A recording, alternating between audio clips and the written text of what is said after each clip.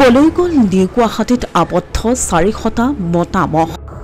ট্ৰাকত উঠাই কোন স্থানলৈ নিয়া হ'ল মহ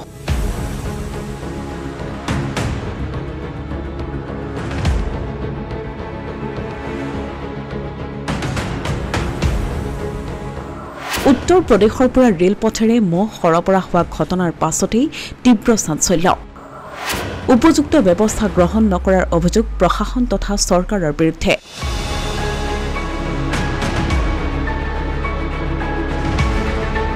উত্তৰ প্ৰদেশৰ ফাৰুকাবাদৰ পৰা অবৈধভাৱে ৰেলেৰে 400টা গুণা মহ সৰবৰাহ কৰাৰ খবৰ ফাদিল কৰিছিল অসমীয়া প্ৰতিদিন ডিজিটেলে মঙলবাৰে আবেলি গুৱাহাটীৰ সমীপত উপস্থিত হৈছিলহি 225953/C নম্বৰৰ মালবাহী ৰেলখন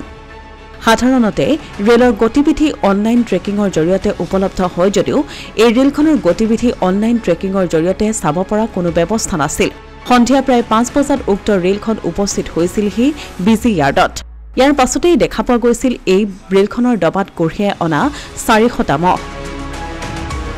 সংবাদ মাধ্যমৰ উপস্থিতিয়ে সেই সময়ত বিভূতিত পেলাইছিল ৰেল কৰ্তৃপক্ষক ৰেল কৰ্তৃপক্ষই সেই মহৰ গৰাকী কোন তাৰ কোনো উত্তৰ দিব পৰা নাছিল পৰৱৰ্তী সময়ত ৰেলৱে সুৰক্ষা বাহিনীয়ে ঘেৰি ধৰিছিল ৰেলখন দবাসমূহত মহবোৰৰ বাবে কিছু খাদ্য আৰু মহবোৰক যত্ন ল'বলৈ দুজনকৈ সাধাৰণ বনোৱা আছিল যদিও নাছিল তাত চিকিৎসক বা আন চৰকাৰী কৰ্তৃপক্ষৰ লোক সংবাদ মাধ্যম সেই স্থানৰ পৰা আঁতৰি যোৱালৈ বাট চাইছিল ৰেল কৰ্তৃপক্ষই ইতিমধ্যে বাহিৰত নাগালেণ্ডত পঞ্জীয়নভুক্ত বহুসংখ্যক বাহন সাজু কৰি থোৱা আছিল সংবাদ মাধ্যমৰ উপস্থিতিৰ বাবে ৰেলসমূহৰ পৰা নমোৱা নাছিল এই অবৈধভাৱে সৰবৰাহ কৰা মহবোৰ কোনো চৰকাৰী নথিপত্ৰ বা কোনে মহসমূহ সৰবৰাহ কৰিছে সেই তথ্যও দিব পৰা নাছিল ৰেলৱে কৰ্তৃপক্ষই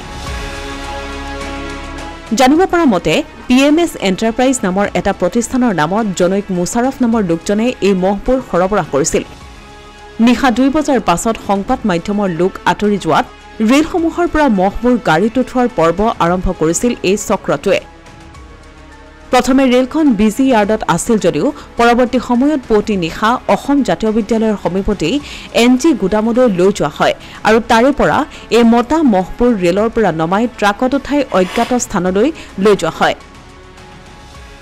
স্থানীয় প্ৰত্যক্ষদৰ্শীয়ে জনোৱা মতে নিশা 4 বজাৰ পৰা এই ট্ৰাকসমূহত মহবোৰ উক্ত স্থানৰ পৰা লৈ যোৱাৰ পৰ্ব আৰম্ভ হৈছিল ইফালে সংবাদ মাধ্যমত এই অবৈধ মহ সৰবৰাহৰ সবিস্তাৰ খবৰ আৰু দৃশ্য প্ৰচাৰ হোৱাৰ পাছতো কোনো ব্যৱস্থা গ্ৰহণ নকৰিলে গুৱাহাটী প্ৰশাসন তথা চৰকাৰে অনুমান কৰা হৈছে মেঘালয়ৰ মাজেৰে এই মহবোৰ অবৈধভাৱে বাংলাদেশলৈ চালান দিয়া হ'ব পুৱতি নিশা নিউ গুৱাহাটীৰ পৰা এনেদৰে মহ সৰবৰাহৰ ঘটনাই তীব্ৰ চাঞ্চল্যৰ সৃষ্টি কৰিছে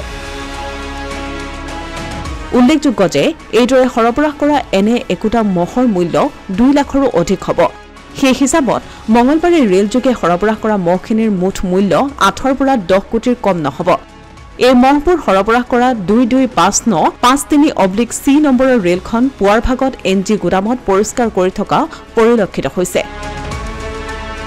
অসমীয়া প্ৰতিদিন ডিজিটেল ডেস্ক